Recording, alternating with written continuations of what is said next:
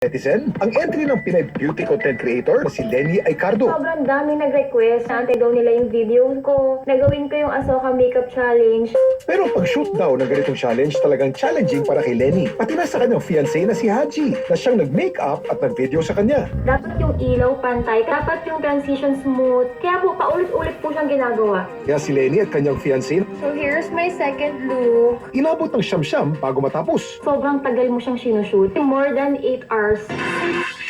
Pero worth it naman daw ang lahat, lalo't ang isa sa mga video ni Lenny, meron lang naman ngayon mahigit 146 million views. Sobrang nakaka-overwhelm kasi na-appreciate nila yung video ko. Dito tayo sa studio dahil kakasapo tayo sa Ahsoka Challenge. Isa pa sa mga nagpahabol ng kanyang entry sa Ahsoka Makeup Challenge, ang komedyanteng si Chad Kinis.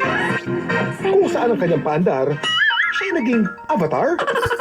Sa 1-minute video, 14 hours namin siya ginawa. Talagaan talaga siya. Bawat proseso, kailangan mong burin yung makeup mo, lagyan ka ulit ng makeup. Butas na nga yung mukha ko, parang mabubutas pa, kakabura na kakabura. Akala ko nga magiging cake na ako eh. Kuya Kim, saan nga ba nagsimula ang Ahsoka Makeup Challenge? Kuya Kim, alam na!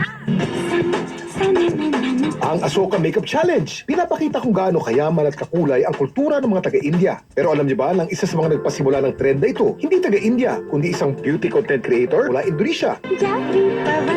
Ang mga nililip-sync naman ng mga nag-Ahsoka Makeup Challenge, ang Indian song na San Sanana, na mula sa 2001 Bollywood film o pelikula mula India na Ahsoka, kung saan hinango ang pangalan ng trend.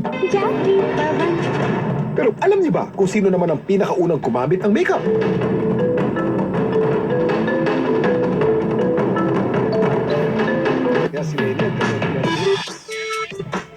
Ang isa sa mga unang gumamit ng cosmetics o makeup, mga ancient Egyptian.